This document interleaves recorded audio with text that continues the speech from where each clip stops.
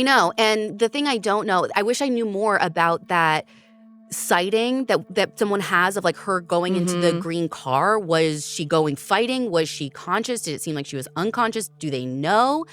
And I also wonder, this theory of an accident doesn't explain why she was on that road to begin with, which I cannot get over. Yeah, I think it's like that question of, again, why did she leave her house if she left willingly? Like, was she lured? Like, I don't know. There's so many questions about her exiting her home, like her safe place, right? Right. And going on this road. The only thing that comes to mind for me is that we know Highway 18 was going towards Shelby. It was in the direction of her school.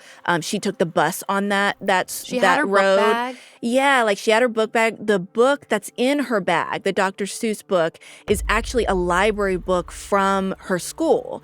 So, that's in the bag. It's like, is she going just like on her own little like adventure to have her own time and then is going to be back before they have to go to school? Like, there's just so many question marks around that for sure. Yeah, I haven't seen anything put forward that she was, like, meeting up with someone, or again, we've got no connection between her and this family. So if they're involved in some way, an accident seems to be what, like, police are posing, or at least in the text messages, what they think police are posing based on what their lawyer is saying. And I think that's why, too, they are trying so hard to connect the routes between these families' homes, the healthcare facilities. Like, that's a really, really critical thing for law enforcement, is figuring out, like, could they have been on that road? When? Why? All those sorts of things. Did an accident happen? Yeah. And the other big bombshell from these search warrants, it wasn't just the text messages.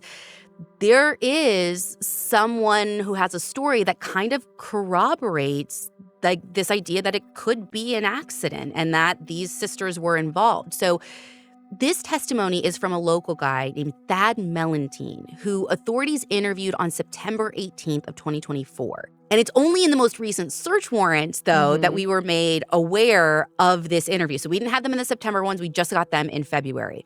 But according to the documents, Thad tells the sheriff's office that in the mid-2000s, he was in his 20s at the time and hung out with the Dedman sisters at bars and, like, house parties, like, on a pretty regular basis. And at one particular house party, after Asha Degree vanished, he saw Lizzie, the oldest, sobbing, like bawling her eyes out while seemingly pretty drunk. And she's crying, and he hears her make several statements admitting to killing Asha.